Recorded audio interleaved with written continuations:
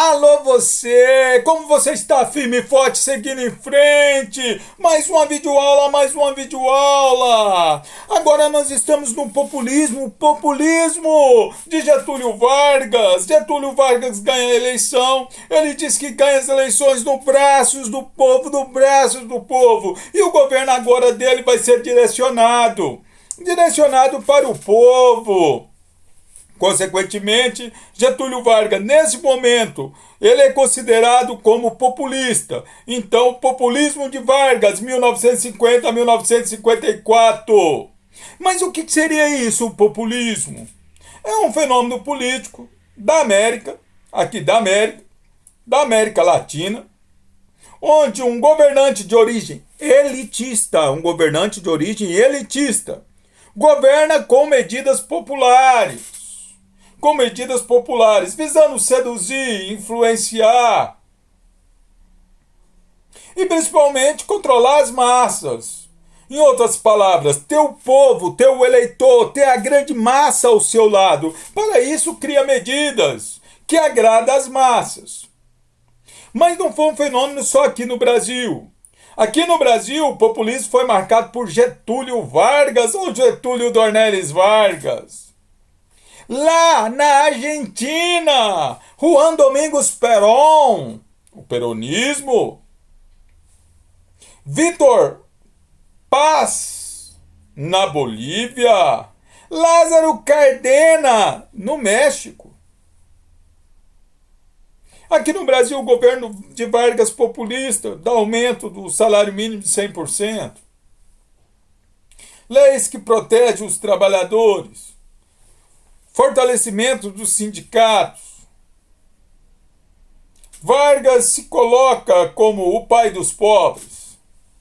Aquele que entende, aquele que compreende, aquele que sabe a angústia do mais fraco.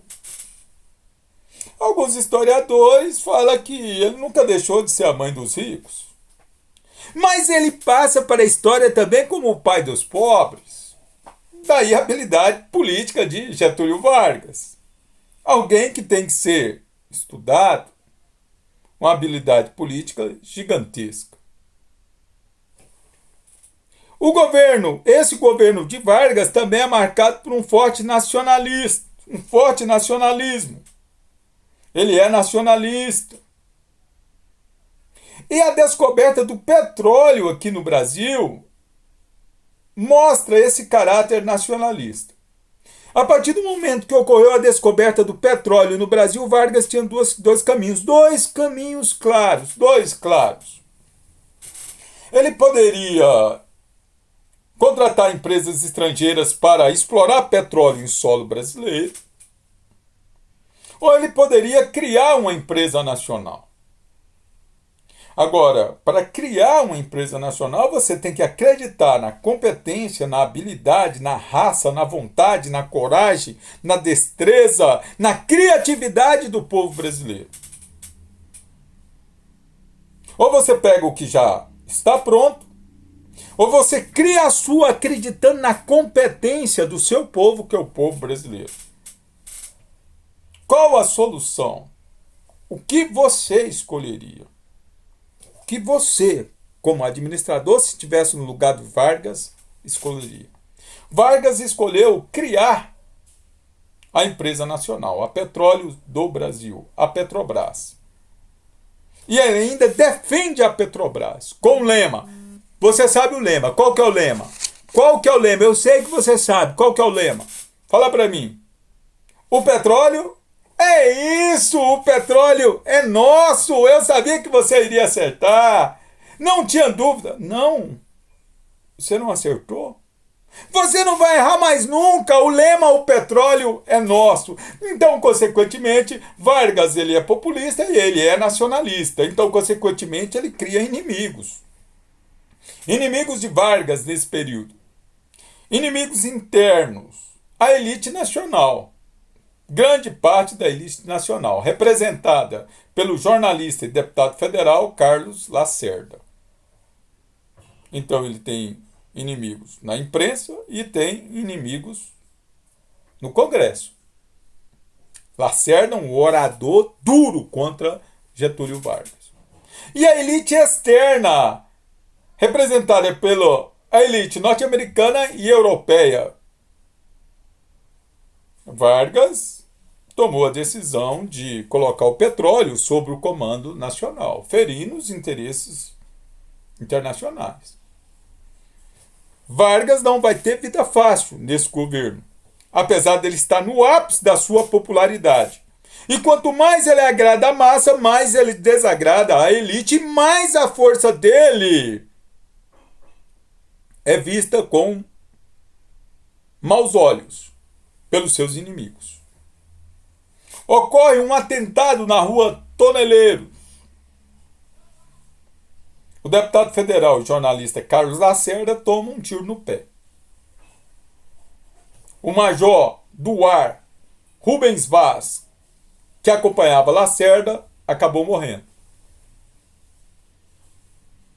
A culpa recaiu em Gregório Fortunato.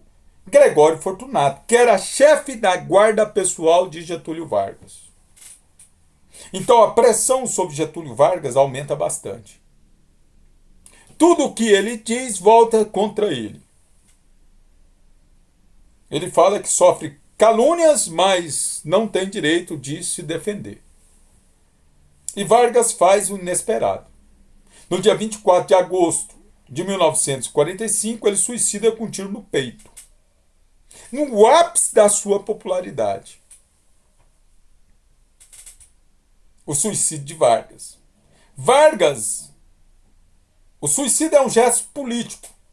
Ele deixa uma carta-testamento, indicando a pressão, os inimigos, os motivos pelo qual ele tomou essa decisão. Vargas, em sua carta-testamento, diz, mais uma vez, as forças e os interesses contra o povo coordenam-se e novamente desencadeiam sobre mim. Então, para Vargas, ocorre uma organização de interesses contra o povo brasileiro, organizado, encadeado, e desencadeia contra ele, que na visão dele representa o povo, o pai dos pobres. E por que isso acontece? Para Vargas, lutei contra a expoliação do Brasil. Lutei contra a expoliação do povo. Então, para ele, essa organização é porque ele está lutando contra a expoliação do Brasil e do povo. E ele, na carta, escreve o que ele vai fazer.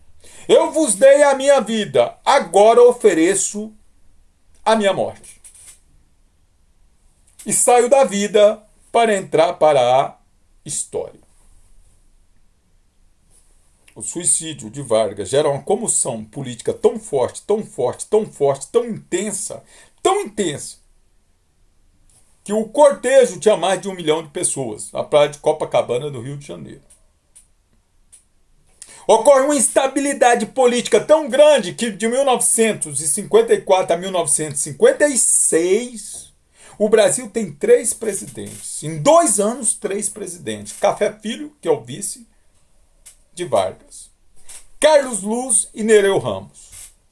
O Brasil só vai acalmar quando encontra um outro grande líder político. Morre um mito e surge um outro mito político. Juscelino Kubitschek,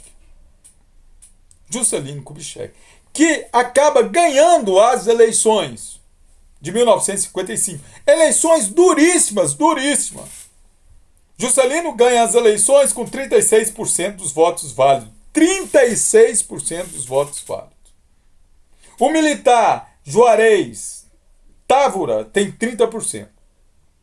Adhemar de Barros, ex-governador de São Paulo, 26% dos votos. E Plínio Salgado, 8%. Uma eleição disputadíssima. O clima político é tão tenso, que os militares mais radicais, conservadores, não aceitaram a vitória de Juscelino Kubitschek. Dizia que ele não tinha alcançado 50% mais um. E dizia que ele teve apoio da esquerda, representado pelo seu vice, João Goulart, que é herdeiro de Vargas. Herdeiro político de Vargas. Juscelino só consegue tomar posse porque o general Henrique Teixeira Lott consegue garantir a posse de Juscelino Kubitschek.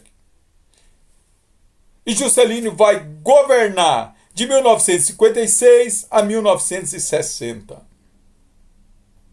1956 a 1960. O destaque do governo de Juscelino Kubitschek é o plano econômico, o chamado plano de metas, isso na economia. O plano de metas. Ele defendia que o Brasil iria evoluir 50 anos em 5. 50 anos de progresso em 5 anos de governo. Juscelino Kubitschek. 50 anos em 5. Ele buscava uma estruturação industrial interligada, unindo capital nacional e capital estrangeiro. Daí se falasse também um modelo econômico de um nacionalismo desenvolvimentista. Nacionalismo desenvolvimentista, unindo capital nacional e estrangeiro. Diferente de Getúlio Vargas, que era nacionalista. Ocorre destaque da industrialização brasileira, indústria automobilística, indústria do aço, indústria mecânica, indústria de comunicação, indústria naval. Incentiva a indústria siderúrgica. Ele também ampliou o parque rodoviário, construindo a BR-153. A construção de hidrelétricas, como a hidrelétrica de Furna e a hidrelétrica de Três Marias. O seu modelo de desenvolvimento a todo vapor, baseado também no capital estrangeiro. Agora, a cereja do bolo é, sem sombra de dúvida, a construção de Brasília. Sob a liderança dos arquitetos Lúcio Costa e Oscar Niemeyer. Motivos da construção da nova capital. Interligar as várias regiões do Brasil, a capital no coração do Brasil, facilitando a interligação de todas as regiões, das várias regiões do Brasil. Afastar a capital de perto do litoral. Uma capital planejada, urbanizada, como símbolo da modernidade e do novo Brasil que está surgindo. De um novo Brasil que está surgindo.